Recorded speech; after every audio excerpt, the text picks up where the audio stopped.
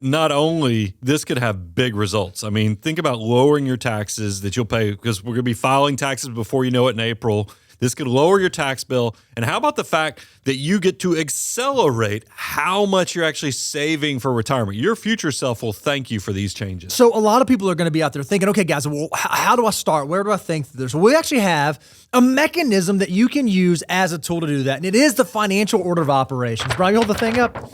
What this shows is the 9 steps of what you should do with your next dollar. But when it comes to year-end planning, it's a nice recalibration to think through, okay, have I done all the things that I need to be doing at each step along the way? So let's get right into this. Number 1. By the way, cash is so important that it's not just one step of the financial order of operations. It's actually steps 1 and 4. So we want you to count your quack.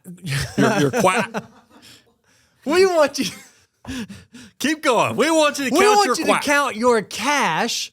And one of the things we want you to answer is, do you have your highest deductible covered? Have you laid out, okay, here's my health insurance deductible, here's my auto insurance deductible, here's my home deductible, whichever one is the highest, do I have that covered? And if that's true, okay, do I also have a fully funded emergency fund? Do I have 3 to 6 months of living expenses in liquid cash ready to be available to keep my life out of the ditch? Cash is also going to be the thing you're going to use for those big upcoming expenses. Dude, what if you're replacing a car? What if you have, a heat and air system or some other thing that you need to plan for? Cash is going to be the thing that keeps you from making those desperate decisions. And then the other thing we want you to do is answer the question, where is my cash? If it's just sitting in your checking account or sitting in some low yield savings account, you are missing out on opportunity. Just because you have to have cash does not mean that it cannot still be working for you. So make sure you have that cash somewhere that is interest bearing. Right now, it is not that difficult to get something paying 3.5%, 4% interest on that cash. Don't let it sit there wasting away. Cash is exciting, but it doesn't have the sizzle of get that free money. And that leads to, guys, get to step 2. If you're not taking advantage of the free money that your employer has set aside for you, you are missing out. And unfortunately, there are a lot of people out there that fall into this category. Don't be part of the 25%, the 1 in 4 people that are not getting their full match, or maybe not getting any match according to Vanguard. So the first question you have to ask before the end of the year is, am I contributing enough to get my full match? Did my employer say, okay, if you put in 6%, we'll put in 3%. If you put in 4%, we'll put in 4%. If you put in 10%, we'll put in...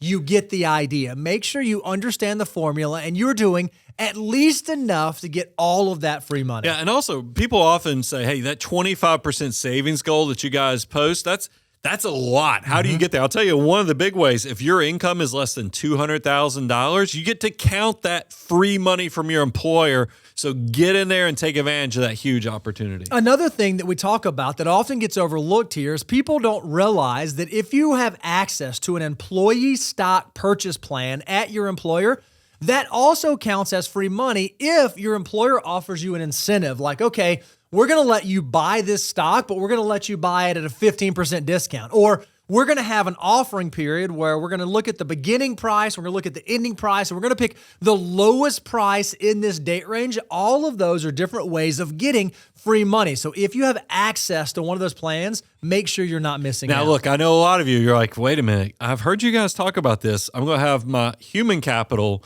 but I'm also going to have my investment capital all tied up into this one employer.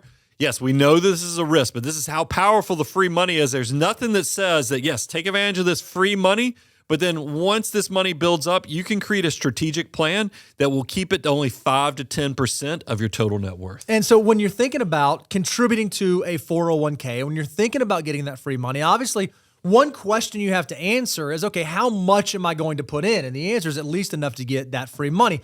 But the second question that you do need to answer is, how am I going to make my contributions? Am I going to be doing pre-tax 401k contributions, or am I going to be doing Roth contributions? Well, that's where it depends on how much income taxes you pay. And we talk often about marginal tax rates. That means what you're paying on your next dollar earned. By the way, this is a combined rate because you have to take into account the federal marginal rate, but then also your state might charge income taxes with its own marginal rate add those two marginal rates on what you pay at the next dollar to figure out what your combined rate is. And then we have a formula for you. Yeah, if you add up those two rates and you are under 25%, then there's a really good chance you ought to consider contributing to Roth because you're in a low tax bracket. Tax-free growth is going to be super valuable for you. But if you add up those two marginal rates and it's above 30%, you may want to consider pre-tax contributions because the current year tax benefit is so valuable. You can almost think about it as a 30% imputed rate of return this year. Now,